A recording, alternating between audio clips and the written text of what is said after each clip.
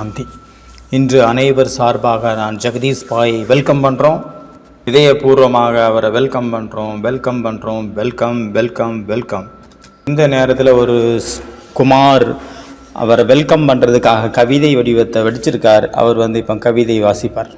அது முடிஞ்ச பிறகு ஜெகதீஷ் பாய் கிளாஸ் இருப்பாங்க. ஓம் சாந்தி. இன்று அதிகாலையில் இந்த பொன்னான நேரத்தில் இவ்வளவு தூரத்திலிருந்து நமக்காக விசேஷமாக வகுப்பெடுப்பதற்காக வந்திருக்கக்கூடிய நம்மளுடைய ஜெகதீஷ் பாய் அவர்களை வரவேற்கிறதுக்காக நம்மளுடைய இதயமானது கதுகதாகிவிட்டது, புலங்காங்கிதம் அடைந்து விட்டது. அவரை வரவேற்பதற்கு வார்த்தைகள் இல்லை. ஆனால் நாம் அனைத்து குமாரர்களும் சேர்ந்து அவரை இதயபூர்வமாக சுவாகதம் செய்யலாம், வரவேற்கலாம். எல்லா குமாரர்களுக்கும் தெரிஞ்சிருக்கும் ஜெகதீஷ் பாயோட விசேஷத்தா என்ன அப்படின்னு. அதை நான் உங்களுக்கு சொல்கிறேன். 5000த்திற்கும் அதிகமான புத்தகங்களை படிச்சிருக்கிறாரு. அவருடைய இந்த ஈஸ்வரி விஸ்வவித்யாலயத்திற்காக 500க்கும் மேற்பட்ட புத்தகங்களை எழுதியிருக்கிறாரு. ஒரு தடவை வேதாந்தி பெஹன் அவங்க இப்போ ஆப்பிரிக்கா இன்சார்ஜாக இருக்காங்க. அவங்க சொன்னாங்க, நாராயணபுரத்தில் இருக்கும்போது ஆரம்பத்தில் அபுவுக்கு போயிருந்தாங்க வேதாந்தி பெஹன். அப்போ ஜெகதீஷ் பாய்க்கும் சொன்னாங்க அவரையும் போகணும் அப்படின்னு சேவைக்காக. ஜெகதீஷ் பாய்க்கு சேவையில் அவ்வளோ லகன் இருந்தது. உடனே ரெடி ஆகிட்டார். ஆனால் அவருக்கு போடுறதுக்கு ட்ரெஸ் இல்லை. அந்த நேரத்தில் நிறைய பேர் எக்கியத்தில் ட்ரெஸ், பழைய ட்ரெஸ் எல்லாம் கொடுப்பாங்க. அதை வச்சு ஒரு பெட்டியில் போட்டு வச்சுருந்தாங்க. அதில் எது செட் ஆச்சோ அதை போட்டுக்கிட்டாரு. அந்த நேரத்தில் நான் ஜெகதீஷ் பாயை பார்க்கல. ஆனால் வேதாந்தி பெஹன் சொன்னாங்க, பாபா முரளியில் அடிக்கடி ஜெகதீஷ் பச்சான்னு சொல்கிறாரு.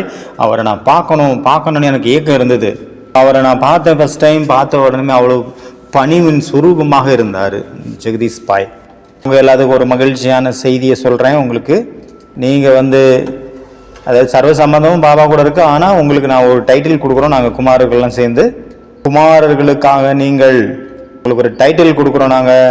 நீங்கள் எல்லா எங்கள் குமாரர்களாகிய எங்களுடைய பெரிய பையா, பெரிய எல்லா குமாரர்களுக்கும் வேகமாக கைத்தட்டி நம்மளுடைய பெரிய அண்ணாவை வரவேற்பு செய்யுங்கள்.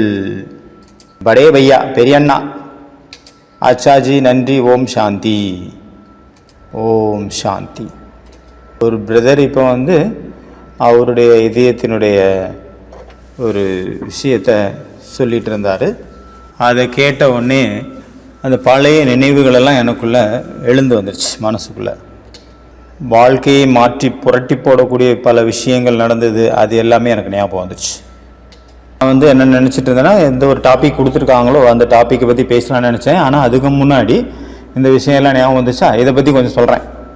அப்புறமா நம்ம டாப்பிக்கில் போகலாம். ஓகே. ஒரு விஷயம் சொன்னார். நான் புத்தகங்கள்லாம் எழுதுனேன்னு சொன்னார். அதை பற்றி என்னுடைய வாழ்க்கையில் நடந்த ப்ராக்டிக்கல் ஃபேக்டை நான் சொல்கிறேன். ஒரு ஹிஸ்டாரிக்கல் ஃபேக்ட் நடந்தது. அதை கேட்டால் உங்களுடைய வாழ்க்கையிலும் எதையாவது ஒன்று நடக்கலாம், மாற்றங்கள். அதனால நான் அதை சொல்கிறேன். ஃபஸ்ட்டு, நான் 1952 எப்போ அந்த விஸ்வவித்யாலயத்தில் வந்தனோ, கொஞ்ச நாளைக்கு பிறகு பாபா எனக்கு லெட்டர் எழுதி அனுப்பினார், ஆர்டரு. இந்த ஈஸ்வரி விஸ்வவித்யாலயத்தினுடைய விஷயத்தை ஒரு புத்தகமாக நீ ஷார்ட்டாக எழுதணும். புத்தகம் ரொம்ப பெருசாகவும் இருக்கக்கூடாது, ஆனால் புரிஞ்சுக்கவும் முடியணும். பாபாவுடைய இந்த கட்டளையை நான் கிடைச்ச உடனே நான் ஸ்டார்ட் பண்ண ஆரம்பிச்சிட்டேன் என்னுடைய முயற்சி. அதை எழுத ஆரம்பிச்சிட்டேன். அதை எழுத ஆரம்பிக்கும் போது அங்கே ஒரு ஆஃபீஸும் கிடையாது, எந்த ஒரு அசிஸ்டண்ட்டும் கிடையாது, எனக்கு டைப் ரைட்டரும் கிடையாது, இப்போ மாதிரி மேஜையும் கிடையாது, சேரும் கிடையாது. ஒரு ரூம் தான் இருந்தது. முதல்ல சென்டர் ஓப்பன் ஆச்சுல கமலா நகரில், டெல்லியில். அதில் சிஸ்டர்ஸ் இருந்தாங்க. அப்புறம் அங்கே யாரெல்லாம் ஸ்டூடெண்ட்ஸ் வராங்களோ அவங்களுக்கு கோர்ஸ் கொடுத்தாங்க. தீதி மன்மோகனிஜி, பெரிய தீதி, அவங்க கூட அங்கே இருந்தாங்க டெல்லியில். இன்னும் நிறைய சிஸ்டர்ஸ் இருந்தாங்க. அதாவது மனோகரேந்திரா தாதி, புல்சார் தாதி. ஒரு சின்ன ரூம் இருந்தது. அது பார்த்திங்கன்னா ரொம்ப சின்னதாக இருந்தது. அதில் தான் கோர்ஸ் கொடுத்தாங்க தாதிகளெல்லாம். அதனுடைய மூலையில் உட்காந்து நான் எழுத ஆரம்பித்தேன். கீழே உட்காந்து, வேறு இடமும் இல்லை எழுதுறதுக்கு. சம்பள கால் போட்டு மடித்து உட்காந்தோன்னா கொஞ்சம் நேரம் கழித்து தோணும் காலை கொஞ்சம் நீட்டலாம் அப்படின்னு. கால் வலிக்கும்ல, கொஞ்சம் நீட்டணும்ல. ஆனால் காலை எப்படி நீட்டுறது? முன்னாடி பெரிய சிஸ்டர்ஸ், தீதிகள், தாதிகள் உட்காந்துருக்காங்க. அதனுடைய கலாச்சாரம் என்ன சொல்லுது? பெரியவங்க முன்னாடி காலை நீட்டக்கூடாதுன்னு சொல்லுது. நம்மளை விட பெரியவங்க யார் இருக்காங்களோ அவங்க முன்னாடி காலை நீட்டக்கூடாது. அதுதான் பாரதத்தின் கலாச்சாரம். மனசு சொல்லுது, முட்டி வலிக்குது, கொஞ்சம் காலை நீட்டலாம் அப்படின்னு சொல்லுது. அப்புறம் இந்த மாதிரி எண்ணம் வருது, இது நம்மளுடைய பெரிய தீதிகள், பெரிய தாதிகள், அவங்க முன்னாடி நம்ம கால் நீட்டக்கூடாது. ஏன்னா அவங்க தான் நமக்கு பாடம் சொல்லி கொடுத்துட்ருக்காங்க, டீச்சர்ஸாக இருக்காங்க, பெரியவங்க. அவங்க முன்னாடி நான் காலை நீட்டினா இது பாரதத்தினுடைய சஃபியத்தாவுக்குனுடைய ஆப்போசிட்டாக இருக்குது. இது ஒரு ஒழுக்கமின்மை அப்படின்னு தான் சொல்ல முடியும். இது நல்ல விஷயம் இல்லை. அதனால மறுபடியும் நான் அவங்க காலை மடிச்சே வச்சுப்பேன். எழுதிட்டே இருந்தேன். சரி, எழுதியாச்சு. எழுதின பிறகு பாபாவிட்ட இருந்து ஒரு லெட்டர் வந்தது. பாபா சொன்னாங்க, அங்கே குழந்தை, அங்கே 12 சிஸ்டர்ஸ் இருக்காங்க, அதாவது தாதிமார்கள், அவங்கள்ட்ட நீ பாஸ் பண்ணு, அவங்க ஒவ்வொருத்தராக காட்டு, அவங்க செக் பண்ணட்டும் அப்படின்னு. அந்த நேரத்தில் எனக்கு ஞாபகம் இப்போ இருக்கிற கணக்குப்படி பார்த்தீங்கன்னா 12 தாதி தீதிகள் இருந்திருப்பாங்க. அந்த நேரத்தில் நாங்கள் சிஸ்டர்ஸ் தான் சொல்லுவோம். 12 சிஸ்டர்ஸ் இருந்தாங்க. அங்கே ஒரு ரூம் நான் சொன்னேன்ல, ஒரு வர்ணனை பண்ணனே, அது ஒரு ரூமு, சின்ன ரூமு, கோர்ஸ் கொடுக்குறது. இன்னொரு ரூம், 3வது ரூம் பார்த்தீங்கன்னா ஒன்று இருந்தது, அங்கே கிளாஸ் நடக்கும் காலையில். 10-12 சிஸ்டர்ஸ் இருந்தாங்களா. அப்போ நான் ஒவ்வொருத்தருக்காக காட்டிகிட்டே இருந்தேன். முதல்ல ஒரு பெற்றவங்களுக்கு கொடுத்தேன். அவங்க அதில் நிறைய மாற்றங்கள் கொண்டு வந்துட்டாங்க. நிறைய நான் எழுதினதெல்லாம் வெட்டி தள்ளிட்டாங்க. நான் யோசித்து பார்க்கும்போது எனக்கு என்ன தோணுச்சுன்னா, நான் எழுதினதில் பாதி தான் இருந்தது, மீதியெல்லாம் அவங்க கரெக்ஷன் கொடுத்தது. அவ்வளோ கரெக்ஷன் கொடுத்துட்டாங்க. நிறைய சேஞ்ச் பண்ணிட்டாங்க அந்த சிஸ்டர். ஃபஸ்ட்டு யார்கிட்ட கொடுத்தோம் அவங்க. இது ரொம்ப பாவனை இருந்தது, ஸ்ரத்தை இருந்தது. நான் இப்போ தான் வந்திருக்கேன், சின்னவன், இவங்கெல்லாம் ரொம்ப பெரியவங்க, ரொம்ப நாளாக ஞானத்தில் இருக்காங்க, நான் இன்னும் கற்றுக்கணும், இவங்க சொல்கிறத நம்ம கேட்போம், அதே மாதிரி செய்யலாம் அப்படின்ட்டு நான் உடனே அதை திருத்தம் செஞ்சுட்டேன். இவங்க பாபாவை தெரிஞ்சிருக்காங்க, இவங்க என்ன சொல்கிறாங்களோ அதுதான் கரெக்டு, ஃபைனல் அப்படின்ட்டு நான் முடிவு பண்ணிட்டேன். என்னெல்லாம் அவங்க மாற்றங்கள் கொடுத்தாங்களோ, எனக்கு பிடிச்சதோ இல்லையோ, ஆனால் அந்த ஸ்ரத்தை இருந்தது, எனக்குள்ள பாவனை இருந்தது. அதனால நான் அதை ஏற்றுக்கிட்டேன். இன்னொரு சிஸ்டர் காட்டினா அவங்களும் சேஞ்ச் பண்ணிட்டாங்க, அதையும் சேஞ்ச் பண்ணிட்டேன். அந்த நேரத்தில் ஒரு ஆஃபீஸும் கிடையாது, டைப் ரைட்டிங் கிடையாது, கம்ப்யூட்டரும் கிடையாது. மறுபடியும் அவங்க திருத்தம் கொடுக்குறாங்கன்னா மறுபடியும் அதை திருத்தி இன்னொரு பேஜில் எழுதணும், முதல்லேருந்து ஃபர்ஸ்ட்லேருந்தே. அப்படி ஒவ்வொருத்தரும் திருத்த இன்னொன்று புதுசாக எழுதணும். ஏன்னா அவங்க வெட்டி எழுதுனதை நான் இன்னொருத்தர் காட்ட முடியாது இல்லையா. அதை கிளியர் பண்ணிவிட்டு ஃபேர் காப்பி பண்ணிவிட்டு அப்புறம் இன்னொருத்தர் காட்டினேன். இப்படியாக நான் 12 சிஸ்டர்ஸ் இருந்தாங்களோ அவங்க எல்லாத்துக்கும் காட்டினேன். ஒன்றுக்கு ஒருத்தர் விட்டு ஒருத்தர் 12 பேர் காட்டினேன். ஆனால் 12 சிஸ்டர்ஸும் காட்டின பிறகு அதில் ஒரிஜினல் நான் என்ன எழுதினேங்கிறதே அங்கே இல்லை. எல்லாம் சிந்தி தெரிந்த சிஸ்டர்ஸ், எல்லாம் தாதிகள். அதனால் சிந்தி பாஷை தான் அதிகமாக இருந்தது அங்கே. அவங்க திருத்தத்தில் எல்லா வார்த்தைகளும் அவங்களுடைய சகோதரிகளுடைய வார்த்தைகள் தான் அங்கே இருந்தது கடைசியில் புத்தகத்தில். சில இடங்கள்ல அவங்களுடைய கவனம் போல், அதனால் ஏன் நான் எழுதுன எழுத்து கொஞ்சம் இருந்து போயிடுச்சுங்க. அதனால் அது மட்டும் தப்பிச்சிருச்சு எப்படியோ. இது எல்லாம் சிஸ்டர்ஸோடைய வார்த்தைகள் தான். அதுக்கு பிறகு 12 பேர் காட்டியாச்சு. அப்புறம் பாபா லெட்டரு கூப்பிடுறாரு, நீ வா மதுபனுக்கு வா, மதுபனில் எல்லாத்துக்கும் காட்டு அப்படின்னு. இது வரைக்கும் நடந்த போராட்டம் கொஞ்சம் இல்லை, ஆனால் இன்னும் பெரிய பெரிய போராட்டம்லாம் வெயிட் பண்ணிட்டு இருக்கு. அதுக்காக அங்கே கூப்பிடுறாரு பாபா. நானும் மதுபன் போனேன். மதுபனில் வேறு சென்டர்லேருந்து வெளியிலேருந்து நிறைய பேர் வந்திருந்தாங்க. லக்னோவிலேருந்து ஒரு ப்ரொஃபஸர், ஒருத்தர் பேங்க் மேனேஜர், ஒருத்தர் பார்லிமெண்ட் மெம்பர், அது எம்எல்ஏ, எம்பின்னு நினைக்கிறேன். இதே மாதிரி பெரிய பெரிய ஆளுங்க நிறைய பேர் இருந்தாங்க. ரொம்ப நல்லா படித்தவங்க அவங்கெல்லாம். பாபா என்னை கூப்பிட்டு சொன்னார், இவங்களுக்கெல்லாம் காட்டு நீ எழுதின புத்தகத்தை. என்கிட்ட ஒரு ஸ்கிரிப்ட் தான் இருந்தது, என்கிட்ட நிறைய காப்பியெல்லாம் இல்லை. ஒருத்தருக்கு ஒன்றை காட்டினேன், அதை கரெக்ஷன் பண்ணால் அதை திருத்திட்டு இன்னொருத்தருக்கு காட்டினேன், அதை கரெக்ஷன் பண்ணால் இன்னொருத்தருக்கு காட்டினேன். இப்படி தான் போயிட்டு இருந்தது. நிறைய பேர் அதில் சொன்னாங்க, என்ன நீ பாஷை, உன் பாஷை என்ன பாஷை அப்படின்னு கேட்டாங்க. நான் அவங்கள்ட்ட சொல்லவும் இல்லை, இது 12 சிஸ்டர்ஸ் சேர்ந்த இது கிச்சடி பாஷை, இது ஒரு எல்லாம் கலந்த ஒரு சாம்பார் பாஷை அப்படின்னு என்னால் சொல்ல முடியல, வாயை மூடிட்டு இருந்தேன். நிறைய பேர் சொன்னதுனால நான் பாஷையை மாற்றிட்டேன். அப்புறம் அடுத்த சென்டரை சேர்ந்தவங்க வந்தாங்க, அப்புறம் அடுத்த சென்டரை சேர்ந்தவங்க வந்தாங்க, வேறு வேறு சென்டர்லேருந்து வந்துகிட்டே இருந்தாங்க. இப்படி நான் ஒவ்வொருத்தருக்கா காட்டிகிட்டே இருந்தேன், வந்துகிட்டே இருந்தாங்க, காட்டிகிட்டே இருந்தேன். நான் எழுதுறதுலேயே ஃபுல்லாக இன்வால்வ் ஆகிட்டேன். நான் நினச்சேன் என் லைஃப் ஃபுல்லாக இந்த எழுதுறதுலேயே போயிடும், இந்த ஒரு புத்தகத்திலே போயிடும் போல் அப்படின்னு. அந்த மாதிரி காட்டிகிட்டே இருக்கிறோம், ஒன்றும் முடிவு வரல. புத்தகம் பிரிண்ட் ஆகுமா ஆகாதா, எனக்கே டவுட் வந்துடுச்சு. பகவானுக்கு என்ன தோணுதோ அதுதான் நடக்கும் அப்படின்னு. ஹோப்ஸ் அண்ட் சென்ஸ் லைஃப், அதாவது ஆசை, ஒரு நம்பிக்கையோடு போயிட்டு இருந்தேன். பகவான் என்ன சொல்கிறாரு அதுதான் செய்யணும் அப்படின்னு. பாபா எனக்கு கட்டளை கொடுத்துருக்காரு, என்ன நடந்தாலும் எனக்கு ஓகே அப்படின்ட்டு நான் ஸ்ரத்தையோட பாவனையோடு நான் இருந்து எல்லா காரியம் செஞ்சுட்டு இருந்தேன். அப்புறம் பாபா கடைசியாக அவங்க அம்மா, அப்புறம் விஸ்வகிஷோர் பாபுன்னு ஒருத்தர் இருந்தார், இப்போ இல்லை அவர். அப்புறம் அவர் ஒரு மினிஸ்டர் போல், அவர் 3 பேரையும் உட்கார வச்சுட்டு ஃபைனல் பண்ணுங்கள், இன்றைக்கி புத்தகத்தை நம்ம பிரிண்ட் பண்ணணுமா பண்ண வேண்டாமான்னு இன்றைக்கி முடிவு எடுத்துடலாம் அப்படின்ட்டு மீட்டிங் அனுப்பிட்டார் 3 பேரையும். சரி, நான் சந்தோஷப்பட்டேன், ஒரு வழியாக ஒரு முடிவுக்காக வந்தமே. இது பிரிண்ட் ஆகுமா ஆகாதானே. உலகத்தில் பார்த்தீங்கன்னா முதல்ல பிரிண்ட் பண்ணணுமா வேண்டாமான்னு சொல்லிட்டு அப்புறம் தான் எழுதுவாங்க. ஆனால் அங்கே தலைகளாக நடந்துட்டு இருந்தது. எழுதின பிறகு பிரிண்ட் பண்ணுவோம் வேண்டாமா அப்படின்னு. அந்த குரூப்பில் ஒரு பிரதர் சொன்ன எம்எல்ஏ பிரதர் மினிஸ்டர், அவர் பேசுறதுல பயங்கரமாக கில்லாடித்தனமாக பேசினார். அவருடைய ஆவேசமான பேச்சில் 4 பேர், நாங்கள் சின்ன மீட்டிங் தானே, அவர் சொன்னார் புத்தகத்தெல்லாம் யார் வந்து படிப்பா, விநாசம் ஆக போகிறதுக்கு இன்னும் எவ்வளோ நேரம் தான் இருக்குது, விநாசம் வரப்போகுது, புத்தகத்தை எழுதுறதுனால என்ன பலன், கடைசி நேரத்தில் மனிதர்களுக்கு நம்ம ஈஸ்வரனை நிமிந்திரனை தான் கொடுக்கணும், நோட்டீஸ் தான் கொடுக்கணும். சரி 100 பக்கங்களில் இந்த புத்தகத்தை நம்ம பிரிண்ட் பண்ணுறோன்னு வச்சுக்கோங்க, 1000 புக்கு நீங்கள் பிரிண்ட் பண்ணுறீங்க, 1,00,000 பக்கங்கள் இருக்குதுல்ல பிரிண்ட். அதனால இதுக்கு பதிலாக 5000 50,000 இல்லை 1,00,000 நம்ம வந்து நோட்டீஸ் பிரிண்ட் பண்ணணும்னு வச்சுக்கோங்க. நிறைய பேர், லட்சக்கணக்கான பேருக்கு அதனுடைய நியூஸ் போய் சேரும், செய்தி, பாபாவுடைய செய்தி.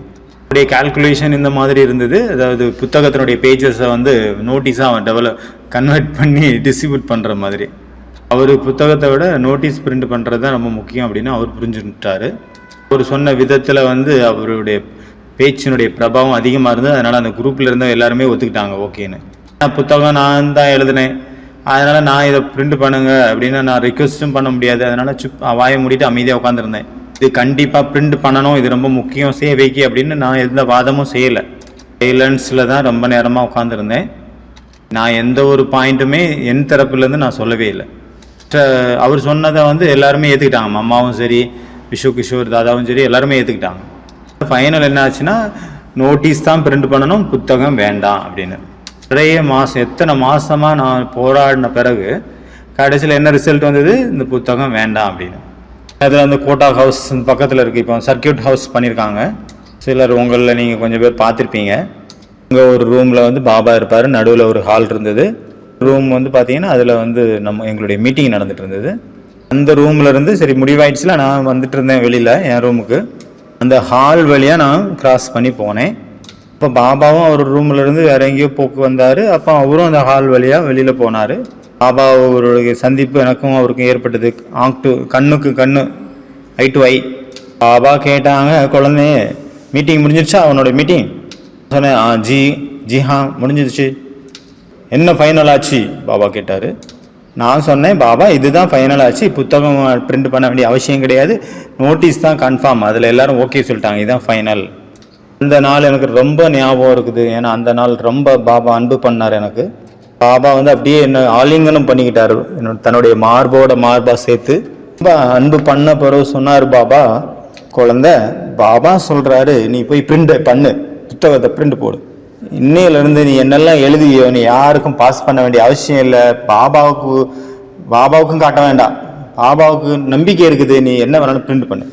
பாபா உனக்கு வில் கொடுத்துட்டாரு, அத்தாரிட்டி கொடுத்துட்டாரு, நீ எழுதுனது தான் பாஸ் ஆகும். இன்னைக்கு பிறகு நீ யார்கிட்டையும் கேட்க வேண்டியவில்லை, பாபாவுக்கும் எனக்கும் காட்ட வேண்டிய அவசியம் இல்லை, போய் பிரிண்ட் பண்ணு குழந்தை, பிரிண்ட் பண்ணு அப்படின்ட்டாரு. இந்த நாள் எனக்கு ஞாபகம் அவ்வளோ இருக்குது. ஏன்னா என்னுடைய பொறுமையினுடைய பரீட்சையாக இருந்திருக்கலாம். அதுக்கு முன்னாடி நடந்ததெல்லாம் இப்படி இருந்திருக்கலாம். மற்றவங்க யாரெல்லாம் ஞானம் அடைஞ்சிருந்தாங்களோ அவங்க எவ்வளோ பாபாவை புரிஞ்சிருக்காங்க, எவ்வளோ தூரம், அதற்கான டெஸ்ட்டாக கூட இருந்திருக்கலாம். மற்றவங்க என்ன சொல்கிறாங்க, என்ன செய்கிறாங்க, அதெல்லாம் நான் என்ன மாதிரி நான் அதை ஃபேஸ் பண்ணணும் அப்படிங்கிறதுக்கான ஒரு டெஸ்ட்டாக இருந்திருக்கலாம் எனக்காக. அதனால் பாபா அந்த மாதிரியான காட்சிகளுக்குள்ளே என்னை கொண்டு போய் அதை பாஸ் பண்ண வைக்கிறதுக்காக எனக்கு பரீட்சைகள் கொடுத்துருக்கலாம்.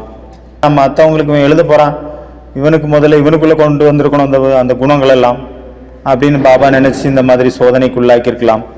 பரமாத்மா மேலே நம்பிக்கை இருக்கணும், எனக்கு சோல் கான்சியஸில் இருக்கணும், நான் பொறுமையாக இருக்கணும். தன்னுடைய வாழ்க்கையில் நான் எழுதிடுறேன், ஆனால் என்னுடைய வாழ்க்கையில் அது இல்லை அப்படின்னா எழுதுனதுனால என்ன பிரயோஜனம்? அதனால் பாபா இப்படி நினச்சிருக்கலாம், முதல்ல இவருடைய வாழ்க்கையில் இந்த எல்லா விஷயமும் வந்துடணும் அப்படின்னு நினச்சிருக்கலாம். பாபாவுக்கு தான் தெரியும் அந்த பாபாவுக்குள்ளே என்ன இருந்ததுன்னு எனக்கு தெரியல. எனக்கு தெரியுமா என்ன, அடுத்த இப்போ நான் ரூம் விட்டு வெளியே வந்தோன்னே பாபா என்ன அணைச்சிப்பாரு, அணைச்சிக்கிட்டு உனக்கு பில் கொடுத்துட்டேன்னு சொல்லுவாருன்னு நான் எங்கே நினச்சேன். எதுக்காக சொல்கிறேன்னா, நிறைய தடவை நம்ம வந்து ஒவ்வொரு விஷயத்தில் நம்ம முயற்சி பண்ணுறோம். சில நியூஸ் பேப்பரில் நம்ம ஏதாவது பிரிண்ட் போடுறோம், இல்லைன்னா ஏதாவது சென்டர்லேயே ஏதாவது நம்ம எழுதி வாசிக்கிறோம், கவிதைகளாகட்டும், ஏதோ ஒன்று. இதிலே ஒரு காரியம், சிறந்த காரியம் நம்ம செய்கிறதுக்கு முயற்சி பண்ணுறோம். நம்மளோட பெரியவங்க இருக்காங்க, சில நேரம் அவங்க அதை ஸ்வீகாரம் பண்ண மாட்டேங்கிறான், அவங்களுக்கு அது இம்பார்ட்டன்ட் இல்லாததாக தெரியுது. அப்போ நம்ம தைரியத்தை விட்டுட்டு அந்த முயற்சியிலேருந்தே போயிடுறோம். நான் படைத்தது எல்லாருக்குமே பிடிச்சிருக்கு. இப்போ நான் கூட எப்போ எழுதணும் எனக்கு தோணுச்சு நல்லா இருக்கு அப்படின்னு. ஆனால் அது மற்றவங்களுக்கு நல்லதா இல்லை, பிடிக்கல. அவங்க சொன்னோன்னே அவங்க சொன்னதை நான் ஏற்றுக்கிட்டேன் உடனே. எதுக்காக சொல்கிறேன் அப்படின்னா, நம்ம நிராசை அடையாமல், நம்ம கலங்கி போகாமல், ஒரு காரியத்தில் நம்ம முழுமையாக இதயபூர்வமாக நம்ம ஈடுபடுறோம் அப்படின்னா அதில் வெற்றி கொடுக்கக்கூடியவர் பரமாத்மா இருக்கவே இருக்கிறார். அதாவது தடைகள் போடுறாங்க அப்படின்னா அது கூட நமக்கு நன்மைக்கானது அப்படின்னு நினச்சிக்கோங்க. ஏன்னா இதுலேயும் நமக்கு நன்மை இருக்குது. நம்ம கற்றுக்கிறதுக்கான வாய்ப்பு, ஒரு பொன்னான வாய்ப்பு கிடைச்சிருக்கு. அடுத்து முன்னேறி போகும்போது என்னுடைய வாழ்க்கையில் இந்த கற்றுக்கொண்ட விஷயங்கள் நமக்கு உதவி பண்ணும். இதுதான் நான் என்ன நினச்சிட்டு இருந்தேன். நான் இன்னைக்கு ரூம் விட்டு வெளியே போனேன், பாபா எனக்கு வில் கொடுத்துருவாருன்னு நினச்சேன்னா நான் அப்படின்னு நினைக்கவே இல்லை. பாபாவுடைய வார்த்தை என்னன்னா, குழந்தை இன்னைக்கு நான் உனக்கு வில் கொடுத்துட்டேன் அப்படின்னு. பவர் கொடுத்தாச்சு, அத்தாரிட்டி கொடுத்தாச்சு. இப்போ நீ போய் என்னெல்லாம் பிரிண்ட் பண்ணியோ அது எல்லாமே பாபாவுக்கு ஓகே, பாபாவுக்கு ஸ்வீகாரம் அப்படின்ட்டாரு.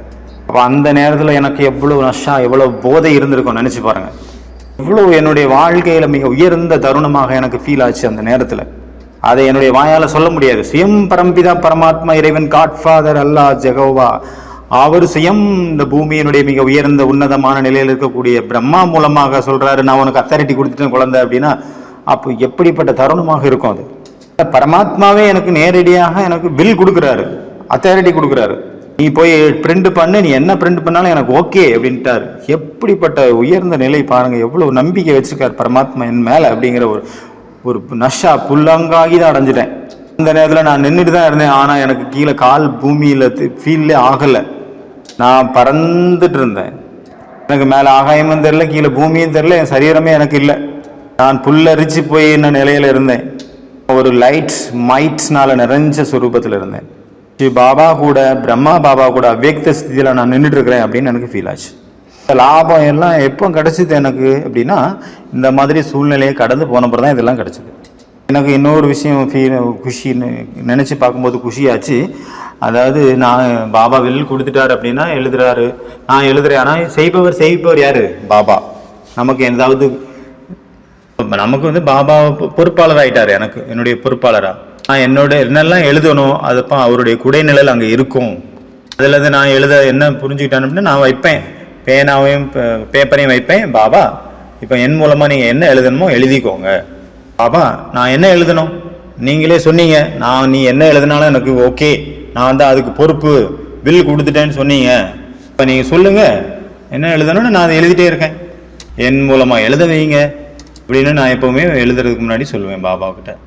இந்த விஷயத்தில் பாபா ஏன் புரிய வச்சார் அப்படின்னா, இதில் நிறைய விஷயங்கள் நம்ம புரிஞ்சிக்க வேண்டியது இருக்குது, ஞானத்தோடைய விஷயங்களை. அப்போ நான் புரிஞ்சிக்கவே இல்லை அப்படின்னு நான் எப்படி எழுதுவேன்? அதனால் புரிய வைக்கிறதுக்காக இந்த மாதிரியான சூழ்நிலையில் என்ன கிராஸ் பண்ண வச்சார் பாபா. இதுலேருந்து இன்னொரு ரகசியம் இருக்குது அப்படின்னா, இதை பாபா எனக்கு எழுத சொல்கிறாரு அப்படின்னா புரிய வைக்கிறதுக்கு, மற்றவங்களுக்கு நான் புரிய வைக்கிறதுக்காக எழுதுறேன் அப்படிங்கிற பட்சத்தில் அப்போ ஃபஸ்ட்டு நான் புரிஞ்சுப்பேன், யதார்த்தமாக நான் புரிஞ்சுப்பேன் ஃபஸ்ட்டு, அப்போ தானே எழுதுவேன். மிகப்பெரிய ஒரு விஷயம். ஏன்னா ஈஸ்வரிய ஞானத்தை நான் கரெக்டாக புரிஞ்சுப்பேன். இந்த விஷயம் என்னுடைய வாழ்க்கையோட ஒன்றி போயிடும். அப்போ தான் நான் மக்களுக்காக தெளிவாக எழுத முடியும். இந்த ஒரு வரதானமும் பாபா கொடுத்த அந்த வரதானத்தில் உள்ள அண்டர்ஸ்டுட்டாக இருந்தது. ஒரு விஷயம் பார்த்தோம், இந்த எழுதுறதை பற்றி பார்த்தீங்கன்னா, இது சத்திய ஞானத்தை பற்றி சொல்லிட்டு இருக்கிறேன்னா, இன்னொரு விஷயம் நான் சொல்கிறேன், இதுக்கு ஆப்போசிட்டானது. நான் எப்போ புதுசாக ஞானத்தில் வந்தனோ அப்போ பாபா முன்னாடி ஞானம் கேட்டுட்ருக்குறோம். பக்தி மார்க்கத்தினுடைய ஞானம் நிறைய என்கிட்ட இருந்தது. அப்போ பாபா சொல்கிறாரு, நான் முன்னாடி இருக்கும்போது சொல்கிறாரு, இந்த பக்தி மார்க்கத்தினுடைய ஞானம் இருக்குதே, இது வைக்கோல் புல் மாதிரி. குழந்தாய், இந்த வைக்கோலை, இந்த குப்பையை புத்தியிலேருந்து எடுத்துரு. உன்னுடைய புத்தி ஃபுல்லாகவே இந்த வைக்கோல் தான், உதவாத வைக்கோல் தான் நிறைஞ்சிருக்கு. பாபா வெறும் வைக்கோல் நிறைஞ்சிருக்கு, உன் புத்தி ஃபுல்லாக வேஸ்ட் நிறைஞ்சிருக்குன்னு சொல்லலை. அதோட மட்டும் விடலை அவர். அனுபவம் நான் என்ன சொன்னேன், பாபா என்ன அப்படியே ஆலிங்கனம் பண்ணிக்கிட்டாரு, உனக்கு வில் கொடுத்துட்டேன்னு சொன்னார். ஆனால் இன்னொரு அனுபவம் பார்த்தீங்கன்னா, நான் முன்னாடி உட்கார்ந்துருக்கிறேன், பாபா முன்னாடி வாணி கேட்டுட்டு இருக்கிறேன். பாபா சொல்கிறாரு, பக்தி மார்க்கத்தினுடைய ஞானம் குப்பை மாதிரி, குழந்தையினுடைய புத்தியில் ஃபுல்லாக அந்த குப்பை தான் நிறைஞ்சிருக்கு. அப்போ அந்த நேரத்தில் அனுபவம் எப்படி இருக்கும்? இது என்ன யோசிச்சு பாருங்க. இவ்வளோ சொல்லிட்டு விட்டா கூட பரவாயில்ல. பாபா வைக்கோல் அந்த மாதிரி இருக்கும், சிலது மாட்டுக்கு கொடுக்கலாம். ஆனால் சில வைக்கோல் அந்த மாதிரி இருக்கும், மாட்டுக்கு கூட கொடுக்க முடியாது. இந்த இது கெட்டு போனது, இதை நாடு மாடு கூட கொடுக்க முடியாது. இதை எரிக்க தான் செய்யணும் நம்ம. அந்த மாதிரியான குவாலிட்டியான வைக்கோல் கூட இல்லை புல். ஏதாவது ஆடு மாடு கொடுக்கலாம் அப்படின்ட்டு, அதை விட லோ குவாலிட்டி எரிக்க தான் செய்யணும், அந்த மாதிரி குவாலிட்டி லோ. அப்போ அந்த நேரத்தில் என்னுடைய ஸ்திதி எப்படி இருந்திருக்கும் அதையும் யோசிச்சு பாருங்கள். அதனால் 15,000 புக்கு 50,000 புக்கு நான் படித்தேங்கிறது பெரிய விஷயம் கிடையாது. அது கிரெடிட் கிடையாது, ஒரு பர்டன், ஒரு சுமை, ஒரு குப்பை, ஒரு லோடு. எதை மறக்கணுமோ அதை நான் ஃபில்லப் பண்ணி வச்சுருந்துருக்கிறேன். அதை மறக்கணும், சரி ஓகே, அது ஞானத்துக்கு யூஸ் ஆச்சு. ஞானத்துக்கு வர்றதுக்கு முன்னாடி தான் நான் படித்தேன் இதெல்லாம். அந்த ஞானம் அந்த ஞானத்துக்கு கூட ஒரு கம்பேரிசன் வந்துருச்சு, எனக்கு தெரிஞ்சுக்கிச்சு, கிளியர் ஆயிடுச்சு. இந்த ஞானத்தை புரிஞ்சுக்கிறதுக்கு ரொம்ப ஈஸி ஆயிடுச்சு அதெல்லாம் படித்ததுனால. பாபாவனுடைய ஞானத்தினுடைய விஷயத்தை பற்றி பாபா சொல்லியிருக்காரு, நான் அதையும் சொல்கிறேன். பாபா அதை பற்றி என்ன சொன்னார் ரெண்டையும் பார்த்தோமா நம்ம. இப்போ அடுத்தது ரெண்டாவது அந்த பிரதர் சொன்னார், நான் ஏதோ அரைகுறையான ட்ரெஸ்ஸு, கிழிஞ்சு போன ட்ரெஸ் எல்லாம் போட்டிருந்தேன் அப்படின்ட்டு. அதை பற்றியும் கொஞ்சம் சொல்லிடுறேன். நான் முதல்ல எப்போ இந்த ஈஸ்வரி விஸ்வவித்யாலயத்துக்கு வந்தனோ அப்போ எப்படி இருந்தோம் அப்படிங்கிறத நான் சொன்னேன். ஒரு சேரு கிடையாது, ஒரு மேசை கிடையாது, கட்டிலும் கிடையாது. மேலே மொட்டை மாடியில் படுப்போம், பார்த்தா சூடு அனல் பறக்கும். என்ன தோணும் அப்படின்னா கடாயில் தூங்கிட்டு இருக்கோம் அப்படின்னு தோணும், படச்சட்டியில் தூங்குற மாதிரி தோணும். சிமெண்டில் தானே இருக்கும் மேலே கூரை ரூஃபு, அப்போ அந்த தோசைக்கல்லில் தூங்குற மாதிரி தோணுமா. இப்போ என்னெல்லாம் சாதனங்கள் இருக்குதோ பாபா வீட்டில் இல்லை உலகத்தில், அப்போ அதெல்லாம் கிடையாது. நான் புரிஞ்சுக்கிறேன், அது ரொம்ப ரொம்ப இனிமையான நாட்கள் அந்த நாட்கள். ஏன்னா பாபா எல்லா விஷயத்தினுடைய அனுபவத்தையும் எங்களுக்கு கொடுத்துட்டார் அந்த டைமில். அந்த மாதிரி சூழ்நிலை எவ்வளோ மோசமாக இருக்குமோ எல்லா சூழ்நிலையும் அனுபவம் பண்ண வச்சுட்டாரு. சாப்பாடை பற்றிய விஷயத்த பெரிய பெரிய தாதிகள் எல்லாம் சொல்கிறாங்க. ஆனால் துணியை பற்றி இவர் சொன்னார், அதுக்காக நான் சொல்கிறேன். நான் லௌகிக வீட்டிலேருந்து எப்போ சரண்டர் ஆகி உள்ளே வந்தனோ அப்போ நான் ட்ரெஸ் எல்லாம் இல்லாமல் வரல, கொஞ்சம் ட்ரெஸ் இருந்தது என்கிட்ட. அது கொஞ்ச நாள் கழித்து தானாகவே கிழிஞ்சு போயிடுச்சு. இப்போ கடைசியாக 3 செட்டு துணி இருந்தது என்கிட்ட. பைஜாமா இருந்தது, அந்த காலத்தில் உள்ள பைஜாமா பார்த்தீங்கன்னா இந்த பேக் சைடு பின்னாடி கிழிஞ்சு போயிடும். சில நேரத்தில் முட்டிக்கு கீழே அந்த நூல் தானாகவே பிரிய ஆரம்பிச்சிடும். அதே மாதிரி சட்டையில் கூட கைக்குள்ளே அப்படி அந்த மாதிரி கை அக்குள் பக்கத்துலலாம் அந்த மாதிரி நூலெல்லாம் பிரிஞ்சு வந்துடும், உங்களுக்கு தெரியும். அந்த மாதிரியான நிலைமை இருந்தது அந்த நேரத்தில். அந்த மாதிரியான நிலைமை என்ன அப்படின்னா, அது நான் ஒழுங்காக இப்போ பேண்ட் இருக்குது, அதாவது பைஜாமா, அந்த பைஜாமாவை நான் அழகாக ஒழுங்காக தூக்கிட்டு காரில் ஏனோ தானோன்னு உட்காந்தானா அங்கே கிழிஞ்சிரும். அப்போ நான் உட்கார்றதுக்கு முன்னாடி எனக்கு யோசனை இருக்கணும், நான் உட்காரும் போது கிழிஞ்சிரும் அப்படின்னு. ஏன்னா நிறைய சுற்றி நிறைய இடத்துல தச்சு வச்சுருந்தாங்க. சித்திரக்கோட்டில் ஒரு அகில பாரதிய சம்மேளனம் நடந்தது. பாபா என்ன அங்கே அனுப்புனார். அதுக்கு முன்னாடி கான்பூருக்கு நான் போக வேண்டியது இருந்தது. அங்கே போயிட்டு அங்கே போகிற மாதிரி.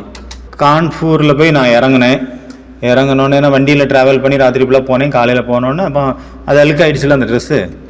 காலையில் போய் இறங்கினால ட்ரெஸ் குளிச்சுட்டு ரெடி ஆகிட்டு இன்னொரு சட்டையை போட்டுக்கிட்டேன், இன்னொரு துணியை. அடுத்த நாளைக்காக எனக்கு ட்ரெஸ் இல்லை. அடுத்த நாள் தான் சித்திரக்கோட் போகணும். ராத்திரி நான் துணி துவைக்கணும் அப்படின்ட்டு அங்கே சொன்னேன். எங்கே துவைக்கிறதுன்னு கேட்டவொன்னே சிஸ்டர் சொன்னாங்க, நீங்கள் ரெஸ்ட் எடுங்க, எதுக்கு இப்போ துவைக்கிறீங்க, ரொம்ப டயர்டாக வேறு இருக்கீங்க, தூங்குங்க, எதுக்கு ராத்திரி 10 மணிக்கு மேலே, எதுக்கு 11 மணிக்கு மேலே துணி துவைக்கணும், காலையில் வேறு சீக்கிரம் போகணும். ஆனால் அவங்களுக்கு தெரியாது என்கிட்ட 2 ட்ரெஸ் தான் இருக்குது, வேறு இல்லை அப்படின்னு. நாளைக்கு எங்கேயாவது போகணும் அப்படின்னா இன்றைக்கி ட்ரெஸ்ஸை துவைக்கணும் அப்படிங்கிறது அவங்களுக்கு எங்கே தெரியும். துணியை நம்ம போடத்தான் ஆகணும், இன்னும் 2 துணியை நம்ம துவைச்சிக்கணும், மொத்தம் 3 இந்த மாதிரி தான் அந்த காலத்தில் இருந்தது நிலைமை. என்னுடைய கதை மட்டும் இல்லை, இது நம்மளோட பெரிய பெரிய சிஸ்டர்ஸ், தாதிகள், தீதிகள் எல்லாருடைய கதையும் இதுதான். அதனால் பாபா ஸ்லோகம் கொடுத்துருக்காருல, பெக்கர் டு பிரின்ஸ், ஏழையிலிருந்து இளவரசன். குழந்தைங்க முதல்ல அந்த ஏழ்மையான சூழ்நிலையில தான் வருவாங்க, அப்புறம் தான் பிரின்ஸ் ஆவாங்க. அதனால் அந்த ஏழ்மையினுடைய அனுபவத்தையும் பாபா நிறைய செய்ய வச்சார். இங்கே பார்த்தீங்கன்னா அபுனுடைய ஹெட் குவார்ட்டர் சிரோகியில் இருக்குது. சிரோகி டிஸ்ட்ரிக்ட் தானே அது. கலெக்டர் சிரோகியில் தான் இருக்கிறாரு. உங்களுடைய ஹெட் குவார்ட்டர் மவுண்ட் அபுனுடைய காரியத்தில் ஏதாவது செய்யணும் அப்படின்னா அங்கே சிரோகிக்கு கலெக்டர் ஆஃபீஸுக்கு போகணும். பாபா ஏதோ ஒரு காரியத்திற்காக நாங்கள் அனுப்புனார் சிரோகிக்கு. நான் இருந்தேன், குல்சார் தாதி இருந்தாங்க, ருக்மணி தாதி இருந்தாங்க டெல்லியில் இருந்தவங்க, அப்புறம் மிட்டு சிஸ்டர் இருந்தாங்க, மிட்டு தாதி, எல்லாரும் அங்கே போனோம் 4 பேர். இந்த மாதிரியான நான் பைஜாமா ஜிப்பா போட்டிருந்தேன், கொஞ்சம் ஏமாந்து உட்கார்ந்தேன்னா கிழிஞ்சிரும். அந்த மாதிரி ட்ரெஸ் தான் அந்த டைமில் இருந்தது. ரொம்ப பேட் கண்டிஷனில் இருந்தது. கொஞ்சம் கூட எச்சரிக்கை இல்லாமல் நான் உட்காந்தேன், அவ்வளோதான், டப்புன்னு கிழிஞ்சிரும். பிரஜாபிதா பிரம்மாகுமாரிகள் இன்ஸ்டிடியூஷன் சார்பாக ஒரு கலெக்டரை மீட் பண்ண போயிருக்கிறோம். அப்போ நாங்கள் பஸ்ஸில் போனோம். பஸ்ஸில் போய் இறங்கினோடனே அங்கே என்னாச்சுன்னா இறங்கும் போதே ஒன்று கிழிஞ்சு போச்சு. ஊசி நூலையும் கூடவே வச்சுருந்தேன். அதனால் நான் கலெக்டரை மீட் பண்ணுறதுக்கு முன்னாடி கொஞ்சம் தச்சுக்கிட்டேன். அப்புறம் அங்கே கலெக்டர்கிட்ட போனேன். கலெக்டரை ஹேண்ட் ஷேக் பண்ணேன். கையை வச்சு அந்த பேண்ட்டை பிடிச்சிருந்தேன்ல, குர்தா பைஜாமாவை அதை விட்டுட்டு அவருக்கு ஹேண்ட் ஷேக் கொடுத்தேன்ல, அதுக்கு ஹேண்ட் ஷேக் கேட்டு கொடுத்து உட்காந்தோன்னே மறுபடியும் கிழிஞ்சு போச்சு அந்த இடம். நான் எப்படி எந்திரிக்கிறது? இவர் இருக்கிறாரு, எனக்கு கிழிஞ்சு போச்சு ட்ரெஸ்ஸு. இவர் போனால் தான் நம்ம எந்திரிக்க முடியும். இந்த கலெக்டர் போனால் தான் நம்ம எந்திரிக்க முடியும். எப்படி எந்திரிக்க? ஒரு காமெடியான விஷயத்தை உங்க கூட ஷேர் பண்ணிட்டு இருக்கிறேன். அந்த மாதிரியான சூழ்நிலையை கூட நாங்கள் பார்த்தோம். ஒரு விஷயம் வந்து உங்களுக்கு தெரிஞ்சிருக்கோம். ஜப்பானில் போயிட்டு வந்து ஆனந்த கிஷோர் தாதாஜி, அப்புறம் ரத்தன் மௌனி தாதி பாபாவுக்கு எழுதினேன். முதல்ல ஃபாரின் போன குரூப் அது. அப்போ நான் பாபாவுக்கு எழுதினேன், பாபா ஒரு ஃப்ரெஷ் கான்ஃபரன்ஸ் வைக்கலாம். நம்ம வந்து எப்படி வந்து விவேகானந்தர் ஃபாரின் போயிட்டு ஃப்ரெஷ் கான்ஃபரன்ஸ் வச்சார் ஃபஸ்ட்டு சென்னையில், மദ്രാஸில். அதே மாதிரி மദ്രാஸில் தான் அந்த இது வந்து கப்பல் வந்து இறங்கும். அதனால் இறங்குற இடத்துல நம்ம ப்ரெஸ் கான்ஃபரன்ஸ் வைக்கலாம் அப்படின்னு சொன்னேன். பாபா ஓகேனாரு. மദ്രാஸ் போ, மദ്രാஸ்னா சென்னை, மദ്രാஸ் போய் அங்கே ப்ரெஸ் கான்ஃபரன்ஸ் வை அப்படின்னாரு. அங்கே கப்பல் வந்து அங்கே தான் ஹார்பரில் தான் வரும் மദ്രാஸில். அவங்கள வந்து ரிசீவ் பண்ணுறதுக்காக மദ്രാஸ் போயிருந்தேன், சென்னை. நானே தாதி என் கூட இருந்தாங்க. ஏன்னா அவங்களுடைய லௌகீக ரிலேட்டிவ் வந்து யாரோ ஒருத்தவங்க சென்னையில் இருந்தாங்க மദ്രാஸில். அதனால் அவங்க அந்த வழியாக இப்போ ஸ்டே பண்ணிவிட்டு அப்போ அவங்கள ரிசீவ் பண்ணலாம், அவங்க மூலமாக ஏதாவது தங்குறதுக்கு இடம் கிடைக்கும் அப்படின்றதில் தெரிஞ்சவங்க இருந்தால் ஈஸி இல்லை அப்படின்ட்டு அவங்க வந்தாங்க. பாபா அனுப்புறதுக்கு முன்னாடி சொன்னார், குழந்தை உங்கள்கிட்ட ஒரு ட்ரெஸ்ஸும் இல்லை போடுறதுக்கு, உனக்கு தேவையான ட்ரெஸ்ஸை எடுத்துக்க.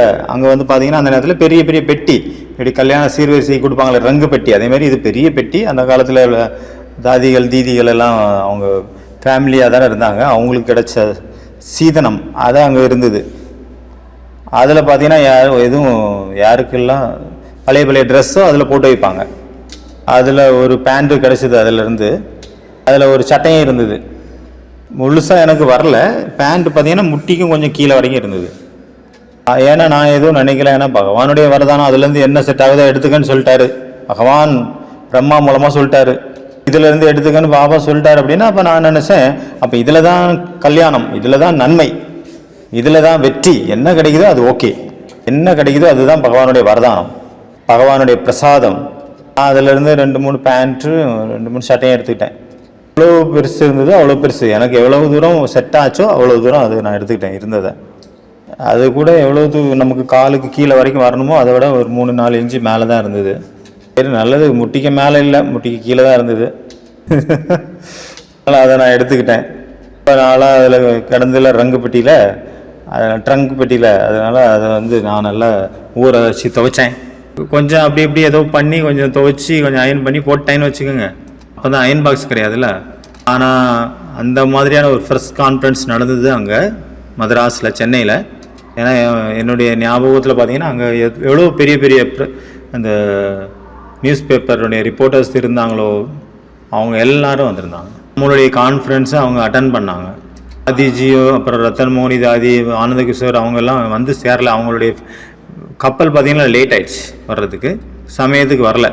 அப்புறம் நானே இப்போ அந்த ப்ரெஸ் கான்ஃபரன்ஸை முடிச்சிட்டேன். எதுக்காக இதெல்லாம் சொல்கிறோம் அப்படின்னா, இன்றைக்கி நம்ம சாதனங்களுக்கு பின்னாடி அலைஞ்சிட்டு இருக்கிறோம். ஆனால் நம்மளுடைய ஸ்திதி நல்லா இருந்தது அப்படின்னா, பாபா மேலே நம்பிக்கை வச்சு நம்ம அந்த காரியத்தை செய்கிறோம் அப்படின்னா நம்ம பார்க்குறோம் அங்கே அந்த காரியத்தில் வெற்றியை கொடுக்கக்கூடியவர் பரமாத்மா ஸ்ரீ பாபா. அது அங்கே வெற்றி நடந்துருது, வெற்றி அடைஞ்சிருது. ப்ரெஸ்காரங்க என்ன பண்ணியிருப்பாங்க, பார்த்துருப்பாங்க, இது என்ன கார்ட்டூன் மாதிரி ஒரு ஆள் நிற்கிறாரு, பேண்ட்டு கூட பாருங்கள் முட்டிக்கு கூட மேலே கீழே தான் இருக்குது, கொஞ்சம் தான் இருக்குது, இந்த மாதிரி முக்கா பேண்ட் போட்டிருக்காரு, யாரையா இது அப்படின்னு கூட நினச்சிருக்கலாம். யார் இந்த ஜோக்கர் அப்படின்னு கூட நினச்சிருக்கலாம். ஆனால் இப்படியும் நினச்சிருக்கலாம், இவர் ரொம்ப சிம்பிளான ஆள் அப்படின்னு நினச்சிருக்கலாம். வாட் எவர் இட் இஸ், என்னமோ இதெல்லாம் இவர் ஞாபகப்படுத்திட்டாரு. அதை வந்து உங்கள் முன்னாடி வச்சேன். அச்சா, ஓம் சாந்தி.